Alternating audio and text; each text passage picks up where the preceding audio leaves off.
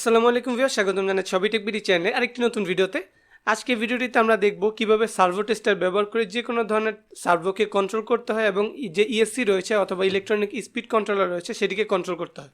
আজকে ভিডিওটি শুরু থেকে শেষ পর্যন্ত দেখলে আপনি খুব সহজেই সার্ভো টেস্টারটিকে ব্যবহার করতে পারবেন। তো চলুন কথা না বাড়িয়ে ভিডিওটি শুরু করি।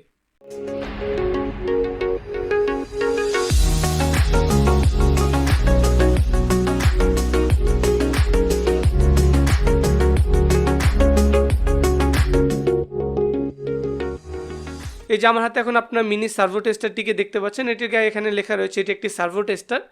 তো সার্ভো টেস্টার যদি এইদিকে দেখুন, এইদিকে আপনার এখানে 3টি পিন দেখতে পাচ্ছেন এবং এইদিকে আপনি একটি পিন দেখতে পাচ্ছেন, এগুলো হলো সার্ভো কানেক্টর।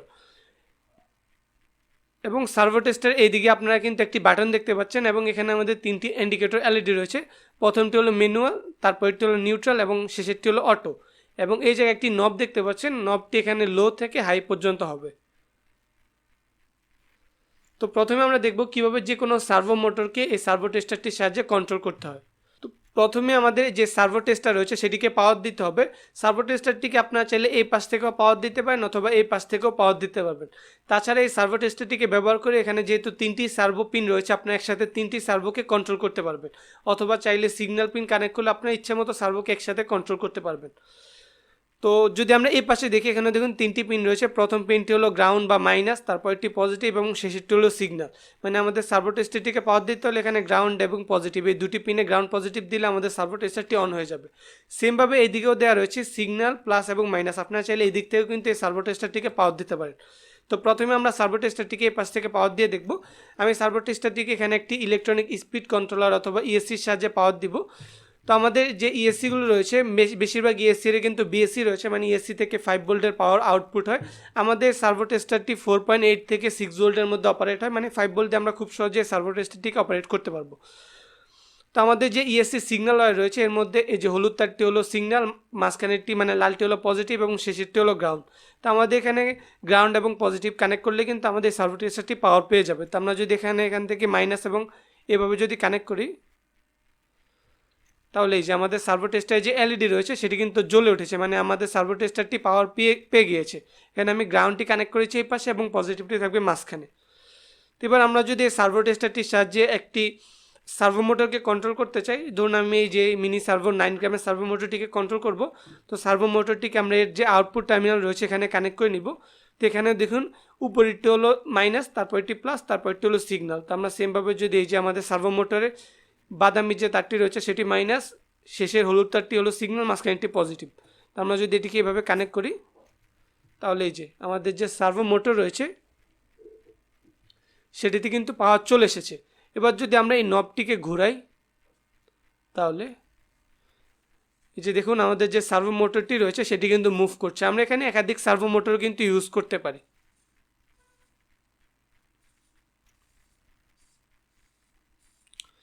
এবার এখানে যে বাটনটি রয়েছে, আমরা বাটনটি যদি একবার প্রেস করি তাহলে আমরা এটি চলে যাবে নিউট্রাল মোডে। আমাদের সার্ভোটি যে অ্যাঙ্গেলে থাকুক না কেন এটি বরাবর সোজা হয়ে যাবে, মানে এই যে নিউট্রাল পজিশন রয়েছে সেখানে চলে যাবে। এবং আমরা এই বাটনটি যদি আরও একবার প্রেস করি তাহলে আমাদের এটি অটো মোডে চলে যাবে, মানে আমাদের নব ঘোরাতে হবে না, আমাদের এটি অটোমেটিকভাবে মুভ হবে। তো বিভিন্ন প্রজেক্টে কিন্তু আপনারা সার্ভো মোটরটিকে অটোনোমাস ক্ষেত্রে কিন্তু এইভাবে ইউজ করতে পারেন। অটো মোডে দিয়ে দিলে আপনাদের সার্ভোটি কিন্তু অটোমেটিক মুভ হবে। বিভিন্ন প্রজেক্টে এসপ্রে সিস্টেম লাগানোর ক্ষেত্রে কিন্তু আপনি এটিকে ইউজ করতে পারেন।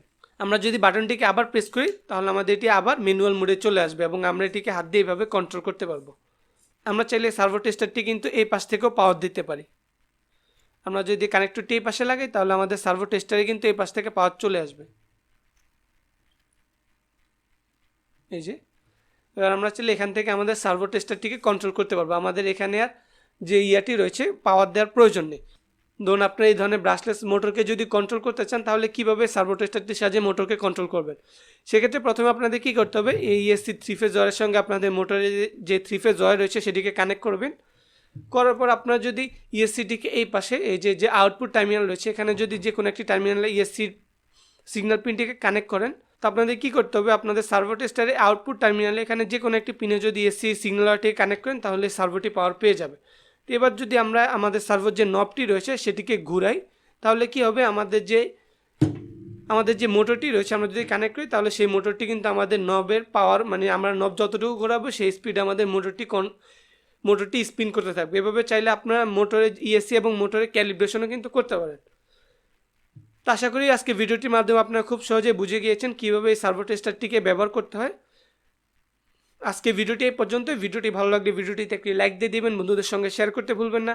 আর এই ধরনের নিত্য নতুন ভিডিও সবার আগে পেতে এখন আমাদের চ্যানেলটিকে সাবস্ক্রাইব করে পাশে থাকা বেল আইকনটিকে ক্লিক করে দিবেন।